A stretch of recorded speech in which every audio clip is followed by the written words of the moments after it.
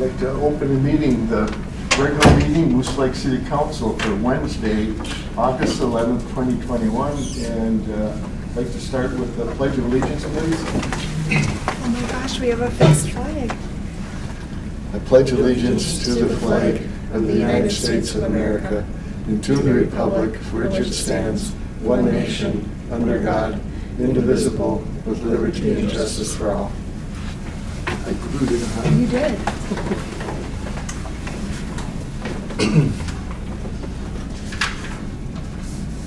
All right, the first item is the agenda, additions and changes. I have one addition on number 5. This would be 5C. This would be trees along the walking trails. I think I gave everyone a handout last council meeting about this issue. Does anyone else have any additions or changes? Hearing none, do we have a motion to accept the agenda? And a second? I'll second. All in favor, say aye. Aye. Opposed? Motion carried. Under consent agenda, 2A, the minutes. We have the regular city council meeting for July 14, 2021. Special city council meeting July 27th, 2021. Any discussion or questions on the minutes?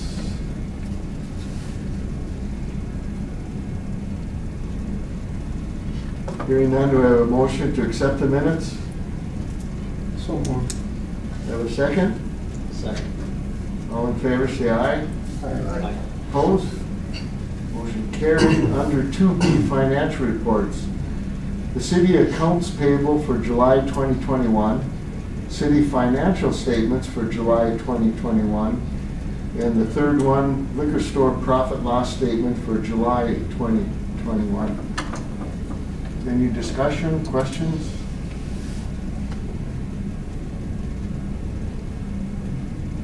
Hearing none, do I have a motion to accept the budget? Make that motion. Should say financial report, excuse me.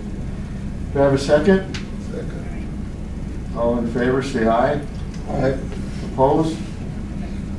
Motion carried. Moving on to number 3, public comment. This time reserved for comments from the public on matters not listed on the agenda. Please keep comments to 3 minutes. Said we have none. Moving on to number 4. Departmental reports. 4A, the police chief department report for July 2021. Mayor, members of the council, in the package you see the monthly police report for July. We had 254 calls for service. 3 of those calls were still to MSOP, just some follow-up on some cases we already had opened up with them, and nothing for DOC. We've had 57 extra patrol, 41 traffic stops, 35 community engagements, 34 assists to other agencies, and 87 calls for service that we had to respond to for 254. We had National Night Out here. I think it was a really nice day. We had a lot of people there. Just want to thank all the businesses and organizations that contributed to that, and several members here that were involved with it. It was a good turnout, a good night for it, and once again, we have great community support. So it's always amazing what everybody comes up with and does and sticks together over and over again. So I just want to thank everybody for that. Still working on a lot of the ATV stuff. I sent some stuff to Katie today on some bridge prices that after our meeting with State Representative Mike Sandin, trying to move forward on some of that. We've had a lot of talks with MnDOT. We've got another meeting coming up with them, trying to get that into place, so hopefully there'll be some funding coming this way.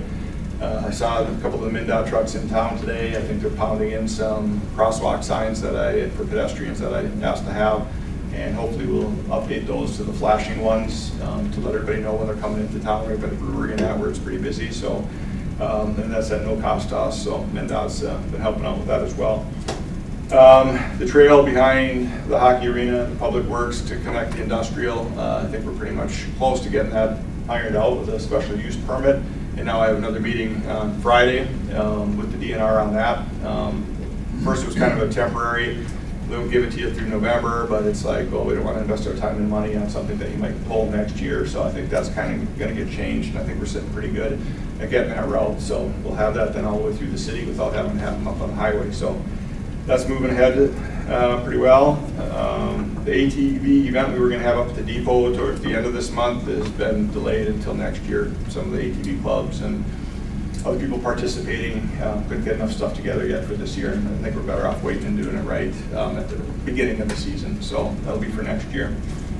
We've been having a little bit of vandalism up on the trails back there, people spray painting the signs and the tar and that kind of stuff. So we've been doing some extra patrol on those routes, and we'll continue to do so. But if anybody's out there that sees anything suspicious, I think I got a pretty good hunch who it is, but it's just going to take a minute. But other than that, our new officer is going to be starting on the 20th, which is August Reynolds. He works for us part-time, and he'll be filling Travis's position. So it would have been nice to have him this weekend because we've been kind of running a little short for the last couple of weeks. But other than that, that's about it for the police department, unless anybody has anything. We'll have a few more things coming up later in the agenda.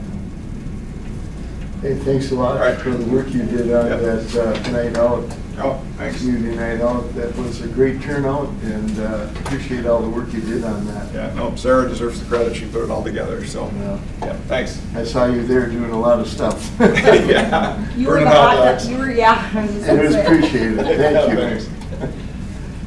Phil? Mr. Mayor, members of Public Works, sorry, members of the council, sorry, it's been a long day. Water department, so, start there. Water department distributed 8.3 million gallons of drinking water in the month of July. Sounds like a lot because it is. Our water tower is down and out of service. I see you all writing some notes down. When you look at that later, it's gonna be way up here, it should be, and it will be again next month as well. So yeah, that's good, that's moving along. They are just, I think at the end of this week, they'll be done with the interior wet portion of that, so it's moving along fine. The sewer department collected 10.6 million gallons of drinking water in the month of July as well. Our sanitary sewer cleaning program, our year 2, which will be this year, was completed this last month. Approximately 18,000 feet was cleaned. That's done. Lining project is kind of up in the air. We are waiting for some contractor issues and some timelines and that kind of thing to get worked out. Lift station cleaning was completed last month. In your packet, you'll see the cleaning reports. We're going to discuss that a little later here in your agenda as well. Street department pothole filling once a month, every month. We go through town. If you miss one, call us, let us know. We're getting taken care of. There's a lot out there to see and there's a lot out there to do. So if there's one that you see us go by and you miss, just give us a call. Not a big deal. Road patching will start the 23rd of August.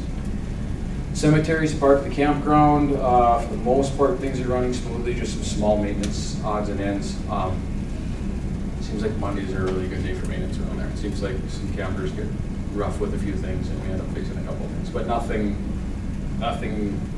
major, nothing extremely expensive, just minor stuff. So cemeteries running pretty smoothly. We did actually have 3 burials put on for us this week, the end of this week. They just all of a sudden showed up yesterday. So we kind of shifted gears there, and we'll be spending some time up there tomorrow, Thursday, Friday, and Saturday. So, and then the last thing too, did you put that thank you letter in? Mm-hmm. Okay, perfect. They're in your packet somewhere. I don't have it with me, or I have parts of it, but not all of it. Page 53. There you go.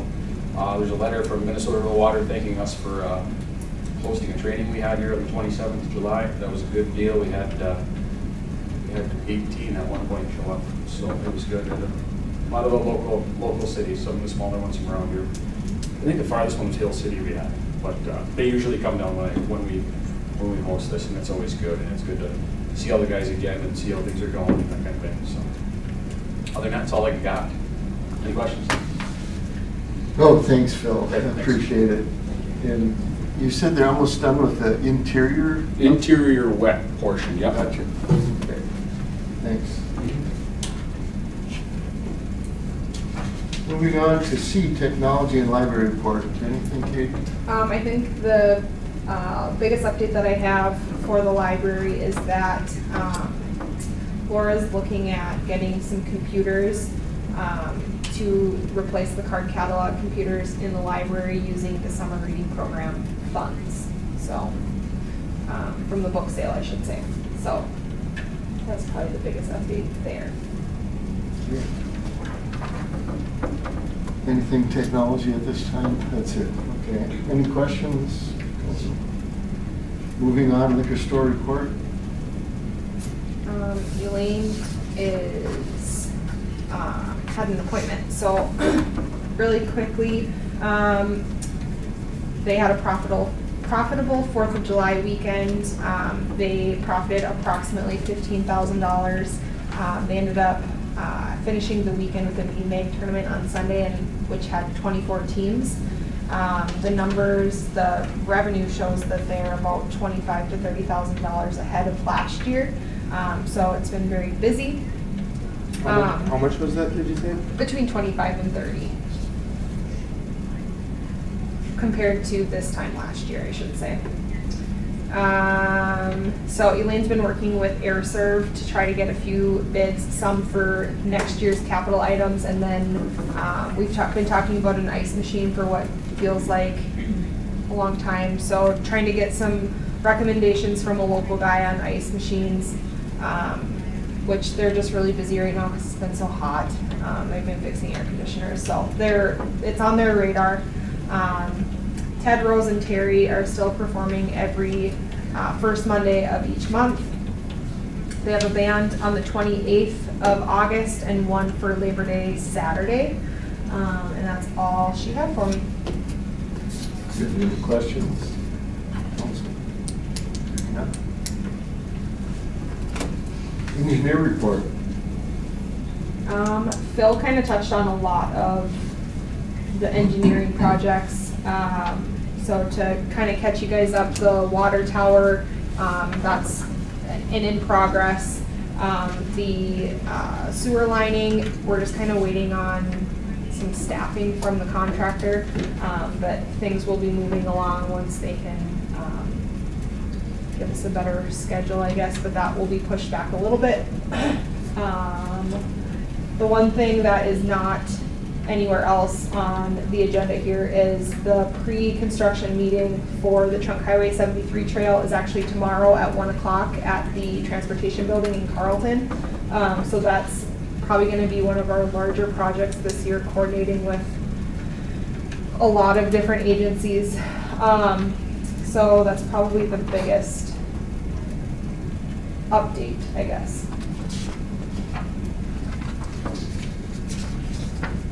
Anything on wells 3 and 4? Just everything's running good, and anything left to be done? I just saw a punch list today that came out. Okay. We'll have to tie up some loose ends on that. I think kind of what we're waiting on is some manuals, from what I understand, from Lakehead that have not been provided to us at this point. Council have any questions? Seems to be a good write-up on everything else. Thank you. Chamber update, there was no chamber meeting. It was moved from today to next Wednesday at noon. So there's really no new updates other than the triathlon event that they held last weekend. Went real well. Good show, a lot of athletes and a lot of volunteers, and I think it went pretty smooth. A couple saves in the lake where athletes got tired and they had to be brought in with I think the Zodiac took one in, and another speedboat brought another person in. So other than that, it went real well. Now, where is the next chamber meeting at? I think it's at Poor Gary's. Yeah, I think I just Poor got an Gary's. email. Yes, it was. It will be Poor Gary's at noon. And that's just next week, next Wednesday. So that's really nothing new from, well, there are some events coming up probably between the next council meeting. And I think they're planning another, is it the job fair? I don't remember. fly-in, possible fly-in at the airport, working with Larry and the Flying Club. There's another running, excuse me, a running race coming through on the 21st. Large amount, but it's a race that goes from the cities to Duluth, and there's like 6-person teams, so that'll be coming through as well. The runners will be staying up on the trail, but they'll be dropping down in by the arena to switch out and stuff, so there'll be a lot of vans in town that day, most likely just in the morning, and then they'll be cleared out after that, so. Thanks. All right, moving on to number 5, previously discussed business, 5A, wastewater treatment facility capacity. I'm gonna have Tyler explain the memo that was drafted in regards to the pond capacity. Which is in their package. Yep. Okay. Members of council, Mr. Mayor, just gonna give a brief summary, like Katie said, to try and help explain what's shown in this memorandum. So if you remember back in, I believe it was 2019, we did a memo of the pond capacity, which included looking at years 2015 through 2018, and that's the data that Phil had at the time that he prepared for us to look at. And then this now compares alongside that info, because we have obviously more years of information, and we've done some projects that have affected that. And so we looked at this to see what kind of, in general, to get what kind of benefit we're making with this lining project that we've been doing. So just a couple of things. When we look at this data, we try to look at like the NPCA does, and they use a 5-year average. So when we looked at it in 2019, we only had, I think it's 3 years or 4 years of data, so it wasn't complete 5-year. It was an estimate of what they would look at. And then now we have a full 5 years behind us to look at it. So with our improvements with the sewer lining and the I&I reductions that Phil's been reporting,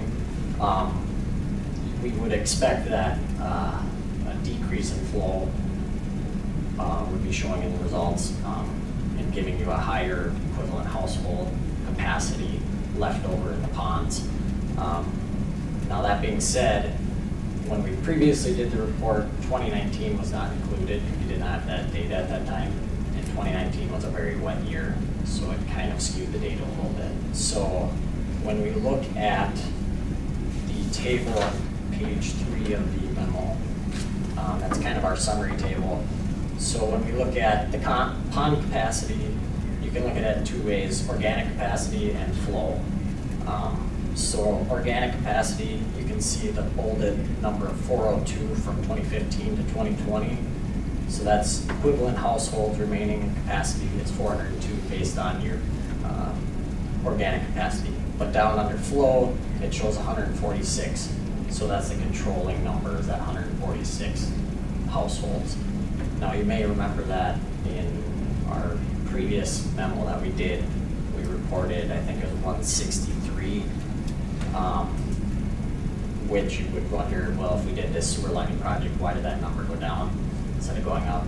But because we're taking in that 5-year rolling average for these numbers, that average actually went down because of that really wet year in 2019. So because it showed like that, and it kind of offset in the wrong direction of what we're looking at, we looked at just the previous year from when the lining project was completed. And when we look at that, you can see that our equivalent household went up to 432 houses remaining capacity in ponds. Now, I'm not saying that that's the exact capacity, because it's a 1-year measurement where the NPCA looks at a 5-year rolling average with that. But you're probably sitting somewhere in between that 146 and that 432. And as you complete these type of I&I projects, I would expect that from year to year, that number would increase and get closer to that 432 number. So if we came in and did this memo update next year after this lining project this year, I would expect that 146 to go up. So that's kind of how we look at this. There's other things that affected, like 2020 being a COVID year, certain things weren't open like they normally were, probably not as much flow going in, things like that. What was that other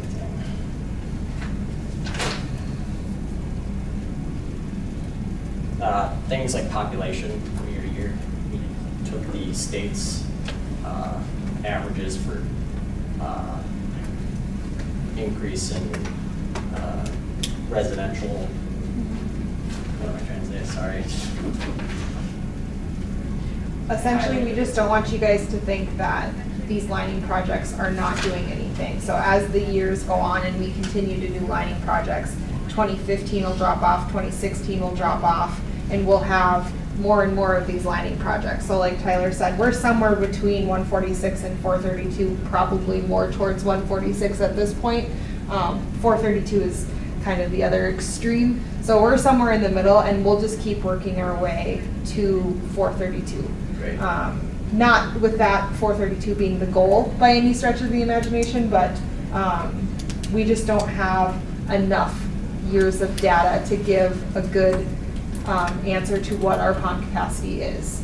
Right, and then so a reminder with that is the MPCA, when you get to 80% of your capacity, they start regulating it and looking at it a little closer. So when you get developers or whatever coming in and wanting to make connections, they might look at it and say, you guys are trending in the wrong direction and you're not making any efforts to reduce or increase your pond capacity or reduce I&I type things. And they might deny those connections.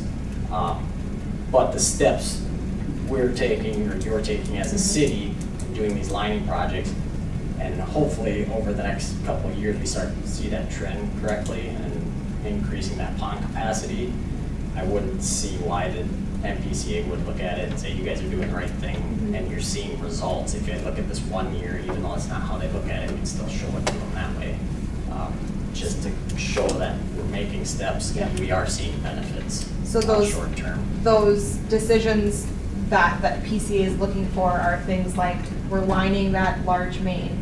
We are looking at implementing an I&I ordinance, which is on Matt's desk, being looked at right now. So making those types of decisions is good in their eyes.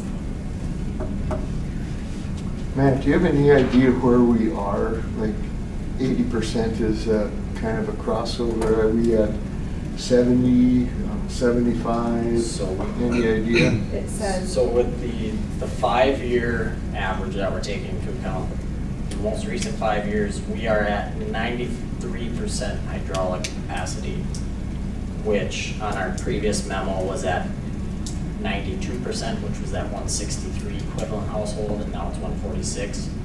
So yes, we took a dip from that time because we added 2019, which was a very wet year. But as we move forward, especially with these lining projects, I would suspect that that number will go down and get closer towards the 80% range, as well as your equivalent household number should go up, assuming that we don't get crazy floods, over the next few years. So we're at a critical development point here where any large developments really can't happen. Let's say you have a 40-unit apartment complex or condo, or where either in the sewer district or in the city, it's kind of questionable where we're at then. And I wouldn't take this solely to base that decision off of. Number one, this is just over the past few years, and with the things like the COVID, looking at wet years and how much rain we had, you'd want to compare all that data to really nail down your numbers with that. And once with the lining projects, if we get another year under our belt with a lining project, we should see better data with that too. And I think increase. we've got a case with the PCA because Phil can show our flows have significantly decreased. Right. So I think we've got a good case and I think we're headed in the right direction, but it's just like with anything else. We're gonna see the effects of it after, not immediately, we're gonna see them after a few years, so. There's kind of a lot of moving Yeah. parts to take into account, and this is just a quick summary, but it's not the Bible, I guess.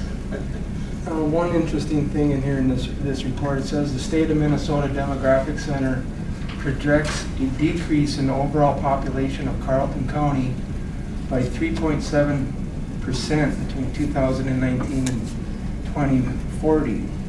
And then it says it can be assumed the service population for Moose Lake will likely not significantly change during that same review period. So they're saying that the population of Moose Lake is going to stay relatively the same until 2040, from the way I understand that. It's just an assumption. Yeah, it's just an Yep. assumption. I was wondering with this last census that we had, have we gotten the figures on Moose Lake to tell if the city has increased in population or No, they've decreased? not been published yet, that I know of. Yeah, I haven't seen that information either. And that would all be data that, if, once that comes out, we can take into account and update things appropriately to try and get better numbers. Any other questions from the council? Hearing none. Thank you very much, appreciate it. Gives us a good idea of where we're at. Good awareness points for us. Moving on to the next item, 5B, the 4th Street reconstruct design. So, Tyler? we had a special meeting at the end of July and we kind of went through some of these like bigger items, we'll say. So after that meeting, I went for a walk, just to look at this, because I guess looking at it from a map, you see certain things. Seeing it in person, you also see certain things. And so I changed a little bit of what we had decided. And I should preface this by saying nothing is set in stone at this point, so we can change it if we don't like it. But there's a method behind my madness. And the biggest change that you're gonna see is on the second page of this handout here. And you've got these emailed to you also, so you can see them on your computers later on. But the biggest change being from the section of Douglas to Cedar.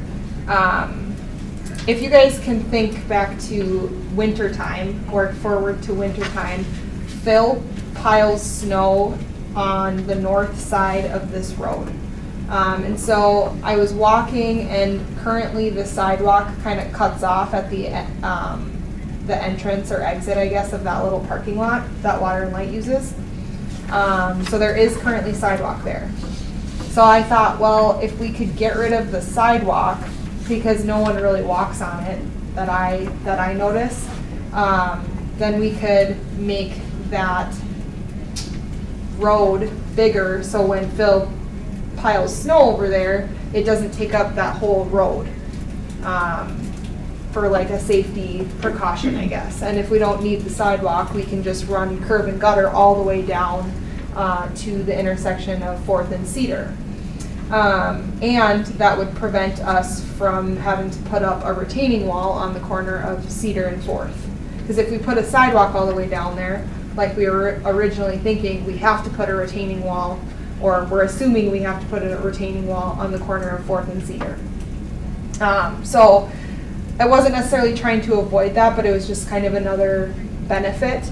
Now, do I think we should put grass in that like boulevard? Probably not, because Phil's just gonna kill it with salt and sand anyways, from plowing. So I'm not sure specifics on like if we are gonna put just like a large curb there or what we're gonna put in there.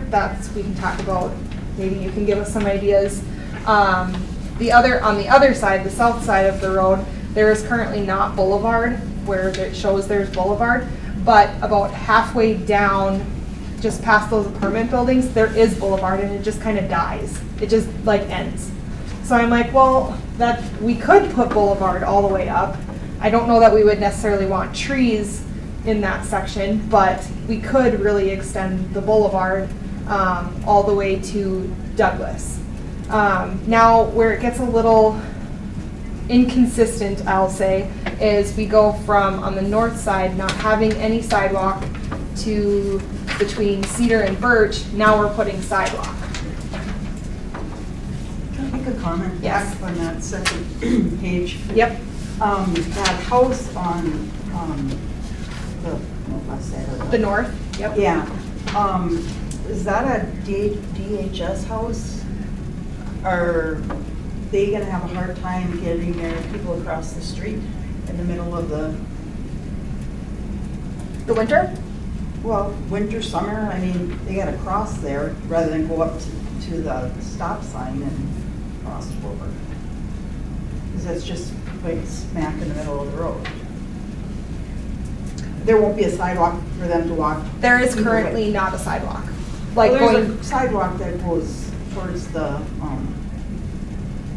power plant, right, on that side? Power side? it kind, Halfway up. yeah, Yeah. it's like halfway up. I mean, they walk out of their place and they can get on the sidewalk right away. Yeah, there's no sidewalk in front of their Yeah, house. but I mean, out of their Yeah. parking area, then they can get on. I just Yeah. want us to keep that in mind that, you know, that's Yes, a so little then bit more. technically, if they wanted to walk on a sidewalk, they would have to, which there will be a driveway cut out directly across the street, because there's a little garage that currently doesn't have a cutout. So there will be an access point for them to cross the road and get on the sidewalk. So you're talking, Chris, it'd be like having a pedestrian cross there, or at least to some point, otherwise there's no safe Yeah, place for them to go, because there's yeah. no sidewalk to turn to go up or down, they have to cross the street, so you might be able to put in a pedestrian, crosswalk right there or something. I mean, they probably walk slower than the average people, and I just wouldn't want them to, it's just right in the middle of the road. Right. So I just want us to be, They do have people Cognizant of that are handicapped there Yeah. too, and wheelchairs and stuff. You can still keep the sidewalk halfway up. well, I just want us to be, recognize that and see what's the best way to do that. 'cause- And like I said, we can go back to designing a sidewalk. I was just thinking to, for lack of better words, kill two birds with one stone. It would help fill, because plowing downtown is a huge, where do we put the snow? So this can all go back to how we were originally thinking of it pretty quickly. Well, I just Yeah, look at the public safety, I mean. Yep. As long as we take that into consideration. Phil, when you plow and I see how you move it into that intersection and down that road, you push it onto that sidewalk now, right? You Correct. totally block the sidewalk off, and you block off one side of the street fully until that's all hauled away. It's only like for a day or two, but still, I mean, they do have the option there now, and in this situation, they wouldn't, you're right, absolutely. I mean, they probably wouldn't go walking with wheelchairs in the winter, but in the No. summer months, Yeah. just, I take it there would be a cost savings without having to put in the retaining wall and the Yes. sidewalk? yep, Do we know how much of a savings it would be? not off the top of my head. These are just merely my walking thoughts. Greg has his hand up. Yes, Greg? Most of the time, I've noticed when they come out of that with patients or with, attendants and stuff, they basically walk right straight across the road to the sidewalk on the other side. So right now, they don't use the sidewalk going to the west, they basically go across. And most of the time, they go down the hill and around towards the park and stuff, and down Cedar and stuff, and they're walking. So, I mean, you want to go down the hill, and probably the best thing would actually create a crosswalk straight across for them so that they could use the other side. Probably a good idea is to actually talk to them, ask them what they need, what their need is. It is a special, they do have patients there, or clients, I should say. I'm not sure how they do it. Clients. but we probably should make the effort to ask them, what is the need? Because I have a finished idea what the need is. Well, I guess just to continue, we can kind of hash out that later on. To continue down Cedar to Birch, we had talked about what are the chances of us keeping any of the trees in the boulevard. So the chances are realistically slim and none. And the reason being the roots are underneath the sidewalks, underneath the road, in the boulevard, which will all be removed. So it's going to kill the tree, if not this year, next year.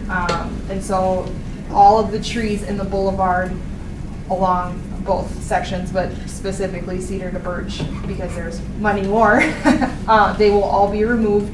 And what we need to decide on is, we don't necessarily need to decide what kind of trees, but we need to decide how few and far between do we want them. So this just gives a picture of what it could look like to replant trees. The other option that we have is we don't replant any trees in the boulevard, and that would be fine too. It still would look beautiful. The residents will have trees still technically in our right-of-way. We will not remove all of the trees in the right-of-way, just the ones that affect the sidewalks and the boulevards. So there will be some shade coverage, just not as much, and it may look a little bit more, I'll say, clean and simple if we don't replant trees. And then obviously there will be a maintenance savings down the road for us. I thought we were going to discuss that. Yep, first. we can. So, council, your input on how you think that project should go on the boulevards with the trees and the sidewalk. And I think we know what we're going to do with the road and the curb, and we decided on sidewalks, but the tree issue was the one last item that we did not decide on. To give everybody time to think about it and or talk to citizens. Did we find out how many were ash trees along there? Most of them are. We did. I do have most of them. Was it 9 or 13? There- 15. There's a 15? lot. 15 ash trees. And how many trees are on there? You know? I think that was about half. Oh, okay. Yeah, it's about half of the trees. I don't remember how many trees specific. There's a lot of trees in that Yeah, there is. block. It's probably the most heavily treed Yeah. avenue, or street, I should say. So Mayor, I would say that we already know what to expect. We have nothing but problems for homeowners that have the trees there. It's a cost to the city. And those tree roots go very deep, so it could mess up the infrastructure. So now is the time to be looking for the future, since we already know what the past is. So I would recommend not having any trees. Greg, How about the less trees, the better? say that again? The less number of trees that we have to. Less number of trees, the The better. better off we are. I'll get shot when I get home. Chris? Well, I think we have to have some trees. Because I wouldn't want my neighborhood to have no trees. So I guess if we have to go on the lesser side, as he says, I would go with that, but I certainly want trees of some sort there. Well, Well, I'd like to see some trees, like I brought up at the meeting, the closed meeting we had on it. Some of it reasoning for shade, if you live on the south side of the block. Most of the houses in town do not have AC, and the trees do help tremendously for cooling down the houses. And I think people like the beauty of the trees, the canopy. I think we could look at a lesser number of trees possibly. I realize the problems with the roots and that, but I just like the beautification of the trees and the shade that they allow. one more comment? Yes. I think, this is a residential area here, and I think without the trees, it's gonna look real, bald, I don't know if that's a good word, but I think the trees are just kind of the finishing touch. And like I said, they don't have to be a lot of them, but I think there needs to be a few of them. I'm gonna ask Tyler a question now, and Katie, are we determining a procedure for just this street or all streets and all avenues? Okay, I'll tell you what I would like to do. I would like to create some type of a standard that, for planning purposes, I can look back on and start this process without having to ask you guys every single question every single time. But what I see happening this time is I don't see that standard happening. Because it originally, the conversation was, well, let's keep everything exactly the same. Okay, well, I guess if that's what you guys want to do, I'm not going to argue with you, but that's not creating a standard. So, are we in the residential districts? Is that the standard to put sidewalks on both sides? Is that going to be our standard so that for when next time we design, I don't know, First Street, is that what I should expect to have to present to you guys? I have one thing to say. Some streets now don't have sidewalks in areas like that, and some of them, if you were to go and add a sidewalk in there, it would take up an awful lot of the people's yards, and they have a lot of trees planted in those areas, so that would But be a lot most of of cutting of those- trees. So Yep, and most of those are actually our right of way though. I So- realize that, but, that, I'm just saying that Yep. that could lead to a problem somewhere in the future. And I'm not where they say- saying- Come along and say, oh, we're gonna put a Yep. sidewalk in the front of your house now. I'm not saying the standard is exactly what we do no matter what. We can obviously flex as, things come up and circumstances change, but for like a general rule of thumb, sidewalks on the north side or sidewalks on the south, or we're gonna do sidewalks on both sides unless there's extraordinary Or sidewalks circumstances. that already exist, only replace those. You don't have to have it on both sides throughout the city, I agree. but you could replace what we already have. I would agree with that. Well, Chris. As Councilor Lauer stated, the entire First Street doesn't have, Yep. from the laundromat to where it turns and, Yep. there's only the sidewalk on one side of the road, so. Well, and then there's certain areas of town, like just an example on Cedar Avenue from 4th to 5th, there's a sidewalk that is in awful condition, so bad so that no one can possibly use it because it's so overgrown and it looks horrendous. Why would we replace that?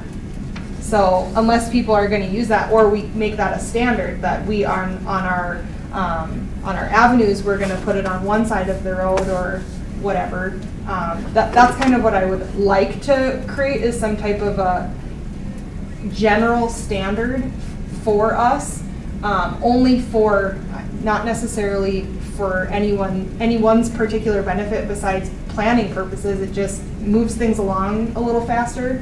But And can I just add, to kind of go along with what Katie's saying, that we do this in a fair amount of other communities as well, and it's, from a planning standpoint, having a standardized street section to work from the beginning is very helpful. You don't have to reiterate everything every time you do it. But every project is different. You're gonna have changes with every project. And maybe it's, standard that you put it on sidewalk on this side of the street for most of the streets. But when we get to that one street, maybe the houses are all on the other side of the street, so we want to put it on the other side of the street. Well, we can do that, the city can do that. It's just somewhere to start from and work from in the planning stages. I've kind of held my counsel till everybody spoke. And I understand what everybody is saying, the council and Katie and also Tyler. And because we're looking at a trying to create a standard for the whole city and a process. How critical is it that decision is made tonight? Is it at all? Is there time? And the reason I'm asking that is we are talking about citywide change, and to me, we should have a public hearing on this.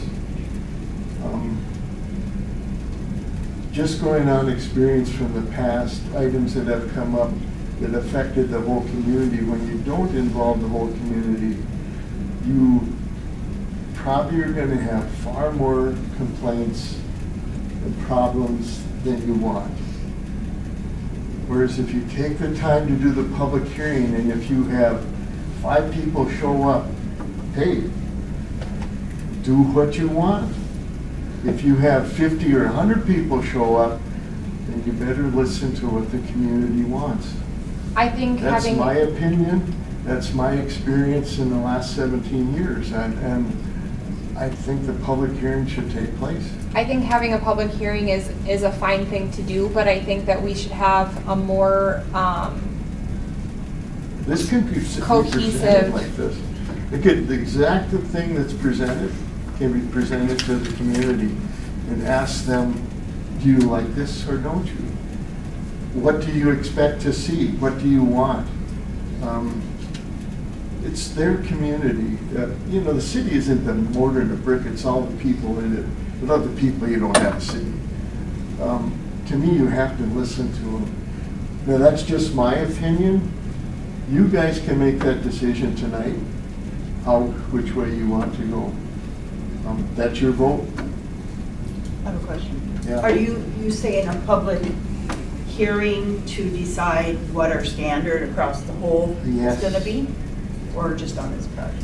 Well, if you're gonna do a standard throughout the city, it's of course gonna affect this. Yeah, but my thought is then you do a standard and then you get to these streets that we're gonna wanna maybe do a little different. and that's There will okay. always- So that'll how always is that, happen. I mean, there's gonna be some people that say, no, you gotta stick to the standard. The And- standard is just for us as a staff for a starting point. Now, of course, if there are extraordinary circumstances, a house butting up right next to the right-of-way, we can't probably fit a sidewalk in there. So maybe we make adjustments for that. We're gonna have to make adjustments, like Tyler said, on every single project that we do. There's not one project that's gonna be check every single box on every single standard, you know what I mean? Well, I get that, but I don't know. It's just for us to present to you more of probably what you're thinking versus right now we're just kind of like, this is the standard. Like, this is just like the statewide, like, this is their standard. Something else I'll add is with the standard is when I go back to the CIP, when we compare all these streets together like that, having a standard in place, you're comparing more apples to apples to try and get an idea of costs.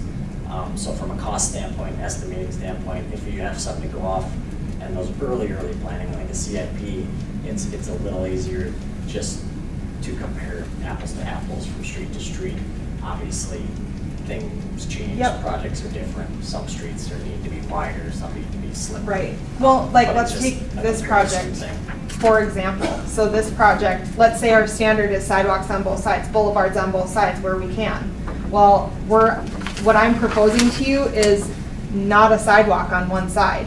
So, but that's because there's extraordinary circumstances right here where Phil uses that for plowing, and it's a sidewalk that's maybe not super widely used, and it kind of just dies halfway down the block. So maybe we certainly can run sidewalk all the way down, or we choose not to. So there's differences in every single project. There's not one project that's gonna, You have a standard to start with, Yep. and then you and make small make adjustments. variations as you go. Yes, sir. Well, one thing that I was thinking about here in the past with this is that some of these projects aren't going to be done for decades and decades. So I mean, there's going to be a large time span in between some of these projects. I mean, there will be different councils even when some of these things are done. So, I mean, we could come here and set a standard and then a future council would just come along and change it They could change it. at that time to Yeah. fit that time's need. Absolutely. That's with any of our ordinance. They could change any ordinance we have and totally change what we've already done. All contracts, all ordinances, that definitely can happen. If you guys don't want to set up a standard, that's fine. It's just, the planning process just takes a lot longer on our end if we don't set one up. So, we're even sitting in our engineering meeting and, we kind of have to like stop at almost every point that we're at, because it's like, well, I don't know what the council wants to do for this particular, like, sidewalk, boulevard, what have you. So, you don't have to set a standard. Yes, sir. I think what has to come from us is something on a generalization on what we want the city to look like. Because if you go down every block, you're gonna have a little different concept of what you're gonna do on that block, because it either has a wider street or a narrower street, or it has no sidewalk, or it has two sidewalks. So if we put the generalization that we want the beautification and stuff, and you're gonna come from the people, they're gonna want the trees. Okay, now, when you say general-wise, okay, we know what type of trees we can plant that does not interfere really with our sewer system and so on and so forth. If we look at that type, they may not be the 80-foot trees and the big oaks and the big, but there'll be trees and they'll be green. So, and I think most people will accept the fact that we try and keep it as a beautiful city and pleasant to be in. So, there's no way that we can go through this town and say we're going to have two sidewalks or we're only going to have one, because every street is different. And the big thing is going to be on our maintenance end as far as that goes, because on the tree point, where you plant that tree also determines what type of trouble you're going to have from that tree. My point, I'm sorry. No, that's what this discussion is about. Everybody get their opinion out, everybody get their reasons why they're saying what they're saying. That's why I held off to the very end. To me, it should be a public hearing to make this decision, hear what the public wants, and then make a decision. If the council, it's always up to the council. If you choose to do what you think you should tonight, and you're in consensus, you guys can vote tonight. That's your prerogative.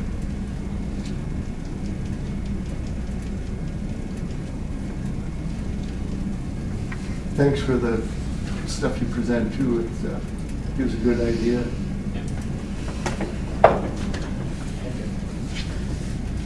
So that at least puts us down to decision-making time.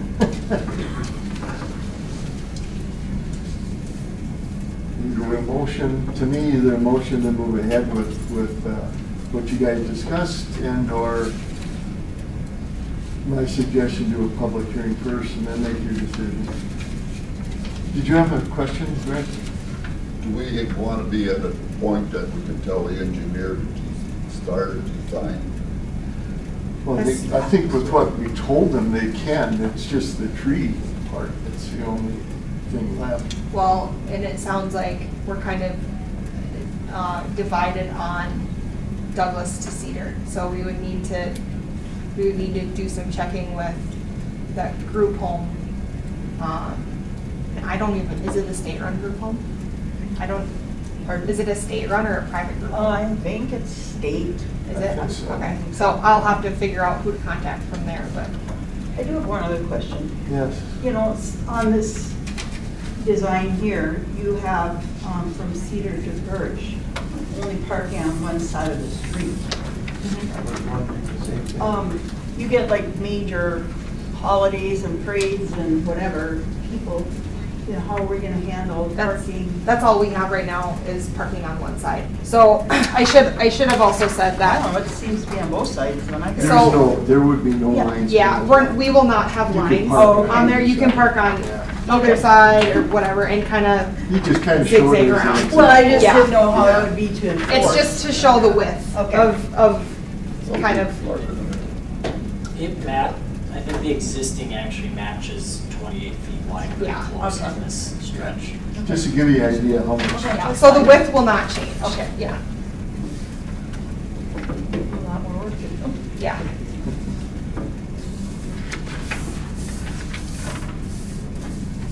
Council?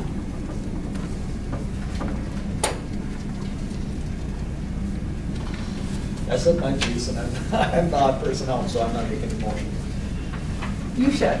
You should. All I would say is that I do agree with you, Greg, that if we are going to put in trees, there should be a height limit, because it's not even logical to say that we're going to put in the trees that we are now. And then if we do make that decision that we are going to put in bigger trees, then the city council and the citizens, the city can pay for it down the road, and that should be in the motion. Because that's not even a logical discussion, in my opinion. So if we're going to put in trees, let's make sure that it doesn't go down very deep and impact what we're spending all of the taxpayers' money on.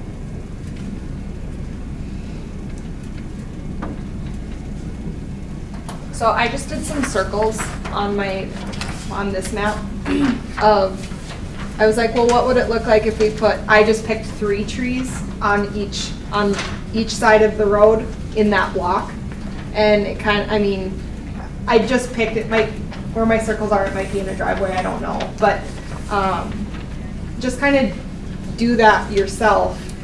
Doesn't have to be anything professional, and see if that would be, that's probably gonna be the only way that we're ever gonna choose a number on trees. So you either want 3, 4, or do we do 3 or 4 if it makes sense? Obviously, we don't wanna plant a tree over someone's like sewer or water service line, because that's gonna create problems down the road.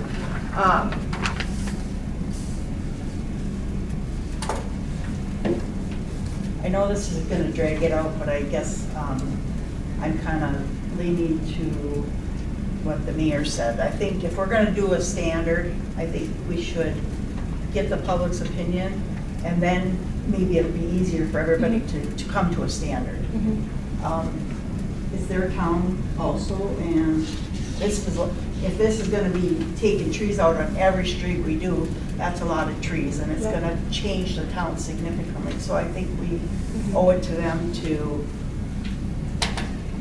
give them the opportunity to come in and speak to us. Okay.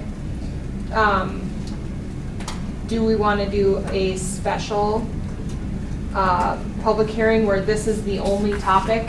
So then it's Yes. not Yes. muffled by everything else? Right. Okay. We when? should ask consensus first. Greg? I'm fine with it, Yep, I'm fine with it. Fine with hearing. And the consensus is to do a public hearing. Okay, when's good for you guys? I'm out next week. I'm done. I'm open for any day. Yeah, I am too. Anytime after that, between now and the next city council meeting. The week of the 23rd is the first day that I'm back, but maybe the, I don't know, 23rd, 24th, Monday, Tuesday? Yeah. What time? Monday I won't be home, and then Tuesday I'm not available. Okay. What about Thursday? I'm not available Wednesday. I'm available in the afternoon. Thursday? Yep. 26th? Anyone else? Problems with 26th? We should do it at a time when people can get here, which probably will be later. Okay, what time? And,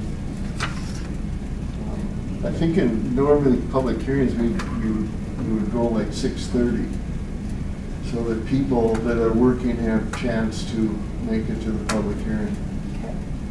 And I would encourage anybody that talks to people of the community and they have questions and you're not comfortable answering them, please have them contact me, and I can either answer the question for them or figure out the answer, so that it's not a last minute thing, so we can get them a good answer or an accurate answer. What day is the 26th? Thursday. Is that a problem for you with your business? No, I can make it. I'll make time. That's fine, but I'm not trying to be pushy, but I just want you guys, to, after that meeting, come up with some sort of a decision, so we're not, I don't wanna just keep kicking the can down the road, cause I think, this is an easy thing to, I'm gonna say forget about. No one's gonna forget about redoing a road, but I just don't want us to keep kicking that can down the road. No, and I think after the public hearing, you know, people will have the opportunity. It'll be much easier to set a standard than for us to all kind of just. Yep. I think our September meeting is the 8th, that's the second Wednesday, so that would be perfect, you know, there's about 2 weeks. 2 weeks between that, and you guys should have a final answer on the 8th on the trees. I don't know what that is, your timeline, but, We want a final decision Yeah. on the whole kit and caboodle. We want a final decision on, you know, You're right. in that time frame, I will reach out, try and figure out who to contact Right. for that. How do you spell caboodle? You know, and I Google don't it. have an objection and not having a No, sidewalk on that side. but I Just get want what to you're make saying. sure that we provide a safety Mhm. way for them to get across the street. Mhm. And that street will be, it kind of no matter what we do, that street's gonna be wider than the next block. Well, and it just so happens it's on the Yeah, top of the hill, yep. so it's, you Yep. know, it's a. And I'm fine if we want to put a sidewalk in there, it's just, well, then we have to put some type of a retaining wall, or it's just gonna wash out the sidewalk like it looks like it did it many used years to ago. be a sidewalk all Yeah. the way down, I have no idea when it was taken out. I wonder if that was taken out when that house was Well, constructed. Had to when we were probably. kids, I don't recall a sidewalk ever being there. I don't know. Yeah, there was sidewalk all the way down the street, there was no retaining wall Yeah, though. that'd have been back in your day, because we It used was. it for parallel parking. And it was right up right up to the green space. Are Greg you remembers it, right? available the I 26th? remember the You or hockey. Matt? I do Okay. too. Is Matt on vacation? I don't know. Well, yeah, One of those. yeah, perfect. That gives you plenty of time yet for designing the project. Well, we still gotta talk schedule on all that, I think, with Katie as well. Yeah. Yeah. Ideally, we'd like to bid this in the winter time. So in December or January to get the best pricing. So we need to make some of these decisions like, Yeah. not today, but very soon. So, All right, any other discussion or questions on that issue? Hearing none, very well. Going on to 5C. This is trees along the walking trails. I gave out a handout last council meeting. And this is the trails that were put in along the river going south. Those walking trails, Byron had put together a project asking the council if they wanted to cut the trees throughout that area for sale. I think he did a lot of research where it could make maybe $25,000 if the trees were harvested. And he talked with the DNR, talked with some contractors, and that's what that whole handout was about. But then it's up to the council if you want to move ahead with that or not. Or just no. Yes, Quick Chris? question. We'll call it a walking trail, isn't that bike? Hiking Bike trails. trail that he No, created? he created all these they're walking trails. hiking trails. Yeah, hiking trails. Yeah, they're like in the woods. Yeah. Yeah. When he presented it to the park board, he's put these trails in there through the woods, and now there's trees falling down on the trails. And has created some maintenance issues for him, so he originally wanted to see if we could just log along the trails to a point where there wouldn't be trees falling down on the trails anymore. And then the next meeting, it was changed to logging the whole area selectively. And to me, I find it kind of strange that you want to have your trails in the forest, and then why cut down the trees? And if you do make trails in the forest, obviously trees are going to fall down on them, you know, and you have to do maintenance. I mean, you can look at all the snowmobile trails that are throughout the area and how much maintenance goes into that. That's just kind of a fact of making trails, that you're going to have to do that maintenance.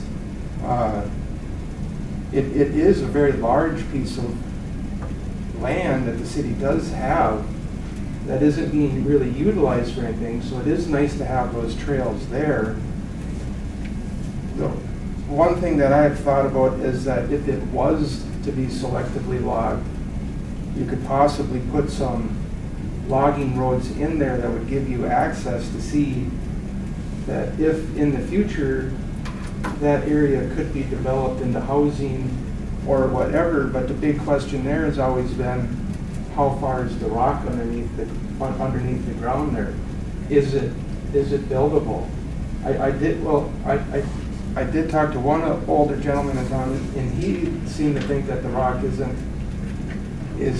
farther down in that area. How he do that, I don't know, but we just don't know.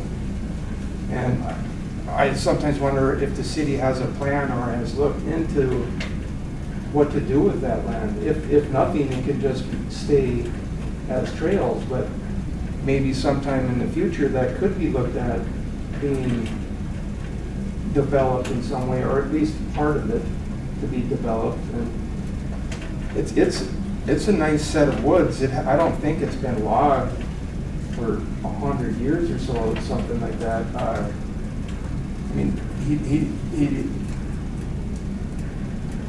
on that piece of paper, it had some organizations that would look into managing it. Whether or not the city council thinks that is something that should be done, but as far as just logging it because there's trees falling over the trails, doesn't really make that much sense to me personally. I think the development which Don Bean put in, which is the trailer court, he stopped where it currently is because of the rock that he was running into. Mm-hmm. I know that's farther north than where this is, but even in the trailer court, he only could put the water and sewer so deep. In fact, it is not at a standard depth or standard material, and that's why it was never taken over by the city. But he stopped because of the rock shelf. I'm just kind of It curious. may be farther down, I don't know. Yeah, I mean, there's no way to know unless you test it. And I just thought if it was going to be logged, that would give you the access to get in there easier to test it.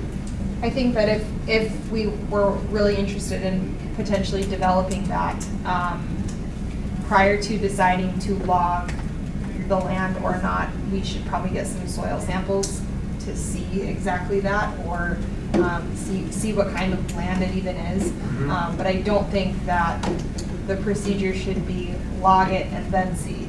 I think we should see and then log. Yeah, And make plans to do so. I don't think that it's a good idea that we take this idea without any intentions currently of developing it. We have no plans at all to do any of that, so. we also have developments already Yep. in the works, so to all of a sudden take on something like that, I was just thinking That's a big undertaking. that there would be a possibility to find out how far that rock is Yep, down there is. We can ask that guy right over there if he can have somebody go and check that. But I don't think we should log and then check. I think we should check and then log. But Chris, I have no interest in logging it or even logging along the trail. I think, as Councilor Lauer said, it's a trail in the woods and they're gonna expect, trees are gonna come down, and if he has people that can go through and cut that up as they are falling down just to clear it. I think people are logging so much that eventually we're gonna have no trees and, yeah. Doug? I agree 100%. Greg? I think it's not ready to be done. Okay. So we have consensus not to move ahead with that idea of our project, so that is done. Moving on to new business, 6A, Lakehead Constructors Incorporated pay application number 9. Pay app number 9 is through the end of July, totaling $166,717.40, and we're really, really close. We've got like a punch list left, so we're getting there. Need a motion to make that payment. I do. correct? I'll make a Counsel? motion to accept the application number 9.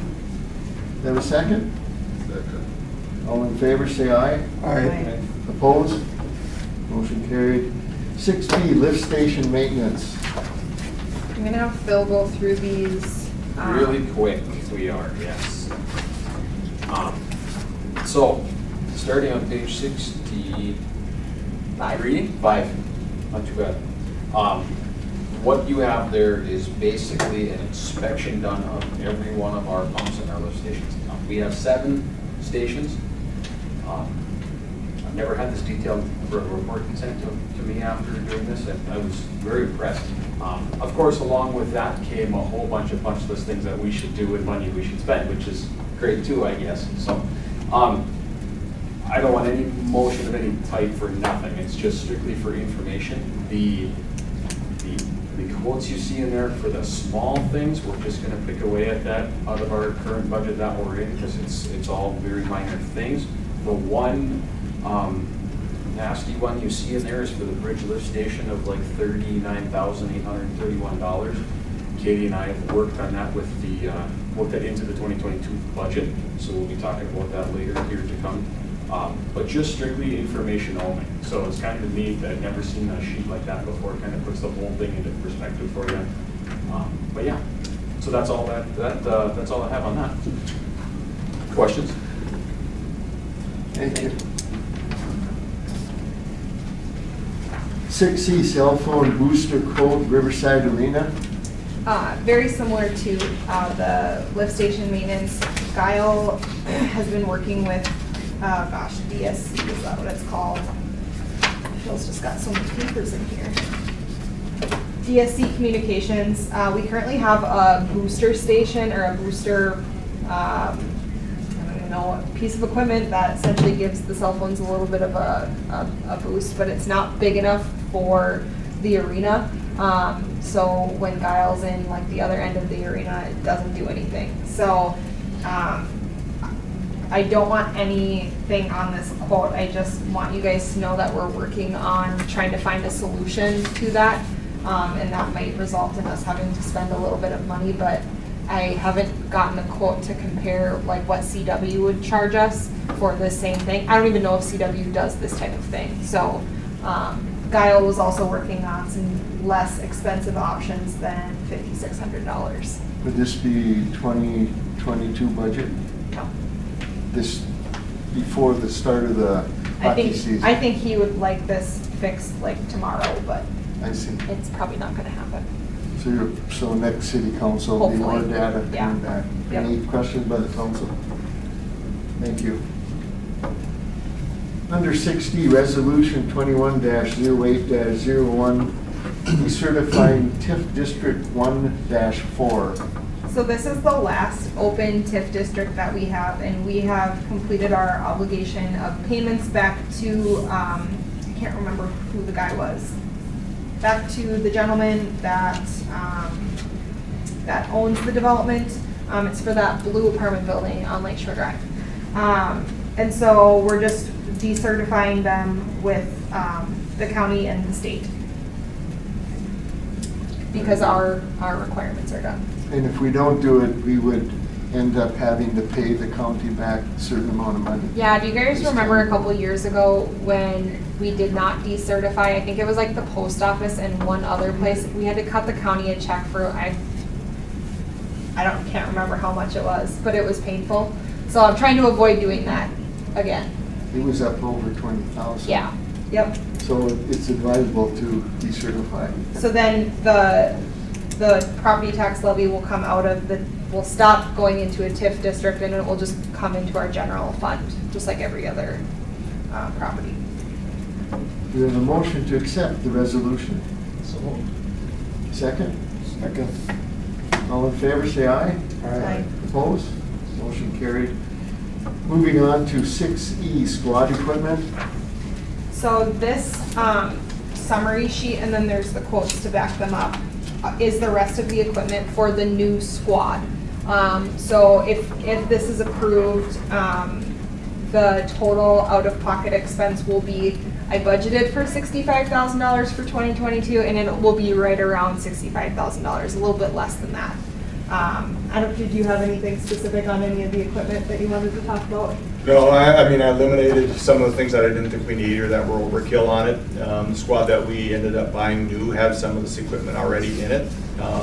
We're actually, I know the owners of VATI out of the cities from my state patrol days, so they actually sent the sales rep to our PD to go through the build with them, so I know what equipment is going in it.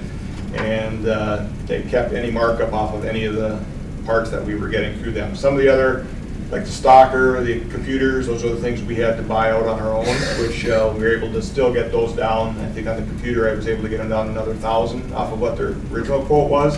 So when looking at some of the past builds, this is still, with all the increases in all the parts like we see in everything, this is still at about the same price as what you've been doing in years past to get that built. So, and this would be everything updated and new that's in there.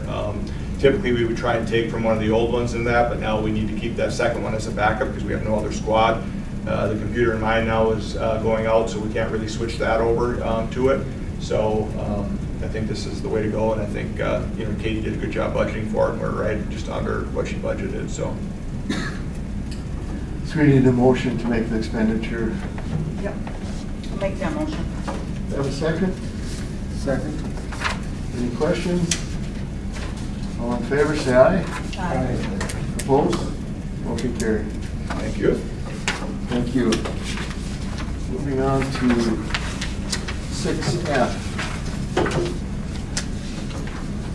The 2022 budget working meeting. I'm gonna have Alyssa go over updates on the 2022 budget. Mayor, members of the council, as you're aware, we've begun working on the 2022 budget. We've completed our meetings with the department heads. In those meetings, we primarily focused on examining the department expenses. And we looked at mid-year trends to flag for any adjustments we want to consider for the 2022 budget. We're also taking into account for any relevant department that the impact the pandemic might have had on the budget as far as expenses are concerned. So for those particular departments, we will consider 2019 data and just be mindful with our expenditure budgeting in regards to how 2020 might have been impacted. In addition, we discussed capital purchase requests with each department. So we'll be taking into consideration what each department head is requesting for 2022 and then weigh those within the budget as we continue planning. Over the next few weeks, we're going to start looking at the revenue side of things. We're awaiting some more concrete information from with estimates for the local government aid figures for 2022 and what our tax base might look like for 2022. Once we get that information here in early September, we'll start to kind of back into the numbers as far as where we stand with the levy. Are there any items as a council you wish to see in the budget or any considerations you'd like us to examine as we go through this process? I guess specifically capital items. Anything capital-wise aside from the normal stuff that we've been doing. Okay. You know, the only thing I can think of is that the park board will do a walkthrough on September 13th. the first Monday of the month. Well, that's Labor Day. So the second. 13th. Those items, which usually are not real high expense, are just things that need to be done. That's the only thing I can think of. Yeah, usually with the park board stuff, we can fit that. In past Yeah. years, we've been able to fit it in that Yep. winter, or that fall. We just add that to Phil's list, Yep. so.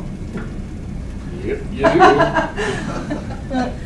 But they're good items that really Uh-huh. clean the parks up and kind of, bring attention to things that kind of slip, or things that get wrecked, or it has such high usage. This park was really well used, the main park this summer. A lot of people were there, every weekend.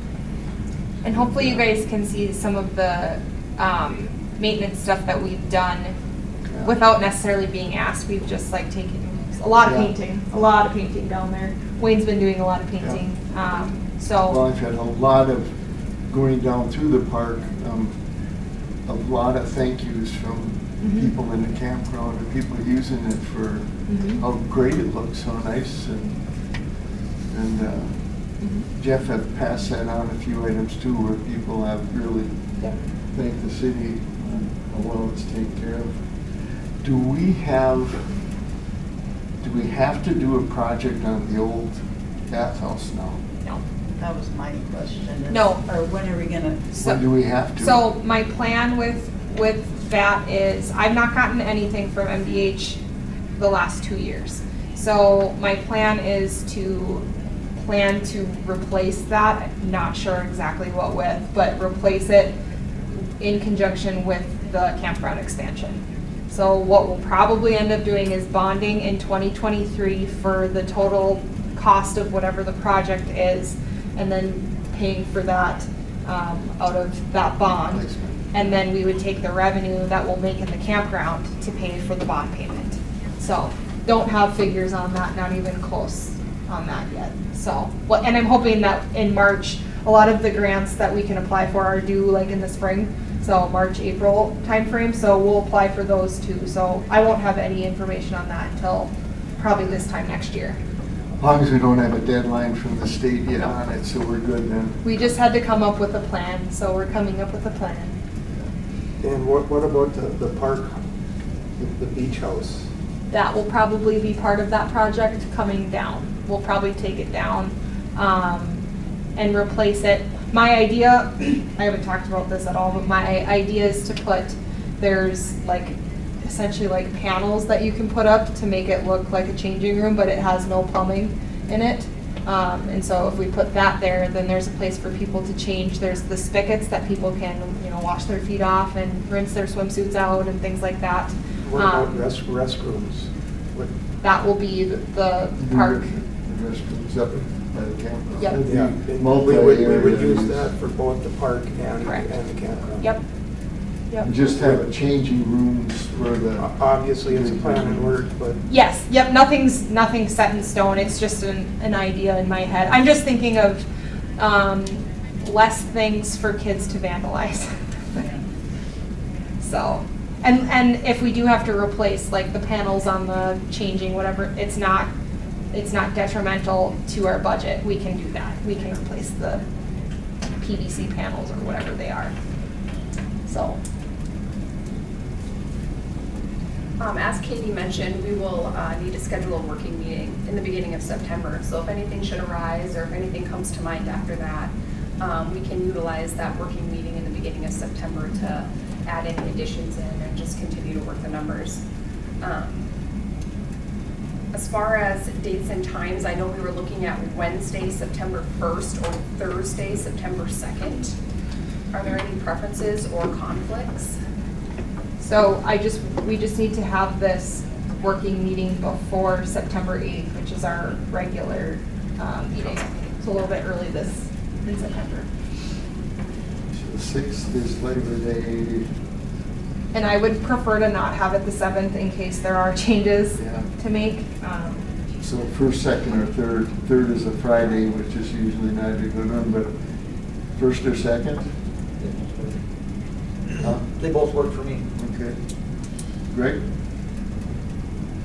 Chris? What time, like? Doesn't matter. Okay. The first would work better, but the second I could do, more, What time on the 1st? would work? anytime on the first. Okay. Could we do like a noon? Is that okay if we do a noon? It's fine, I mean, That's okay. Well, Shoot for the first? let's shoot for the 1st at noon, September 1st at noon. And then we won't be making any decisions at that meeting. It's just to review what we've compiled for the initial levy. will you be sending us an email on this stuff beforehand, or? I probably won't have it done too far in Yeah, advance. I just want to make sure I get reminded before. Oh, before. yes, I'll try to remember to send out something. Please. I got it noted, Walt. Thanks, Alyssa. Thank you. All right. Moving on to 6G, the American Rescue Plan funds. So I don't know if anyone has heard about the American Rescue Plan, but part of that was that cities, counties, towns got a variety of funds. So we ended up getting $148,000 plus some change, which is 50% of the total of what we'll get. So we'll get another $148,000 next year. So what can you do with that money? Super good question. So it's federal money, so it's ever changing what you can and cannot use the money for. Some of the FAQs that I read state you can use it for infrastructure projects, which my first initial thought was, oh, we can use this for the 4th Street project. Like, that will cut down on the sales tax money that we have to spend. That'd be awesome. Further down, it then says pandemic-related infrastructure projects. So I'm, what kind of a, okay, that's confusing. So at this point, I'm just waiting for some better guidelines from the Treasury, U.S. Treasury. No idea when that will happen. The good news about this money is that, like I said, we got the first half in July, we'll get the second half next July. We have until December 31st of 2024 to spend the money. I don't want to forget about it. I don't know how I could possibly forget about $300,000. So if we can use it for 4th Street, that would be my preference. But there's a variety of things. I've actually emailed you guys about it yesterday after I sent the packet. So read that, and if you guys have any other ideas on what we can use it for, we can use it for things like broadband improvements. I don't know the first place to start with that. So I think that that's kind of the way that the world is going, is more and more internet and technology based. I just don't know how to start that, but I think that that would probably be something to look into. So maybe we don't spend all $300,000 on 4th Street. Maybe we pick some other things. There is, people talking about working more from home. Yep. And stuff like that, especially with this COVID, so maybe it would be a good time to look into what we could do for broadband with that money. The other part of if you read the FAQs, those are really, they're quick reads. But one of the questions was, can you essentially partner with other communities to essentially make your dollar stretch further? And the answer was yes. And so when the EDA met with Carleton County, I think it was in June, Carleton County, Commissioner Peterson had mentioned that they were really probably going to be investing a lot in broadband because of the countywide issue. So that might be something to think about, is we're partnering with them, partnering with the township, partnering with maybe even Barnum Township. They got significantly less than than we did, and the county got significantly more than we did. So, but just something to look into. So again, you just make that dollar stretch further. But if we did that, I just want to make sure Moose Lake got some type of a benefit from that. So we have a long time to make a decision, but I just want you guys to start. If you guys have any other ideas, I would love to hear them. Very good. Thank you. Mhm. Moving on to number 7, reports and correspondence, 2020 Community Water Fluoridation 50-Year Award. We got an award. I don't know what this is, but it got emailed to me. This is the first I've heard of it, to be honest with you. I don't know. I don't know what this is. 50 years of fluoridation. Yep. So all this smiling white teeth we have. Yeah. Yes. I really don't know what it is, but it got emailed to me, so. We do got good luck.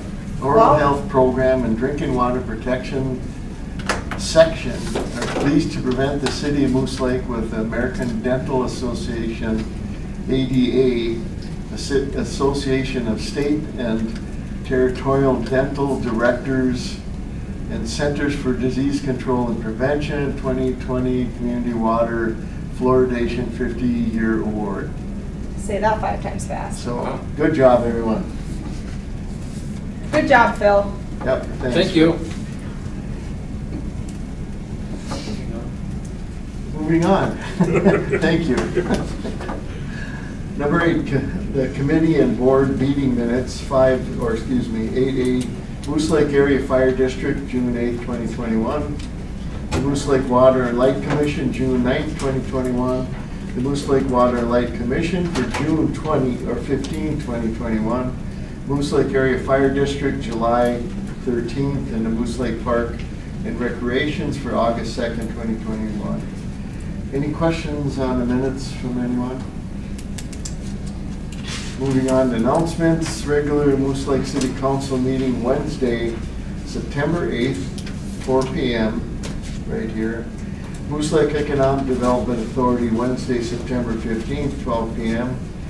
in the City Conference Room. Moose Lake Water and Light Commission, Tuesday, August 24th, 1 p.m., City Council room right here. Moose Lake Housing Redevelopment Authority Board, Monday, September 13th, 11 a.m., Hillside Manor Office. Moose Lake Area Fire District, Tuesday, September 14th, 6:30 p.m., the Emergency Response Center. Moose Lake Park Board meeting, Monday, September 13th, 6:30 p.m., also right here. Any other items from the council? Katie? Do we have a motion to adjourn? So moved. Do you have a second? I'll second. All in favor, say aye. Aye. Opposed? Motion carried.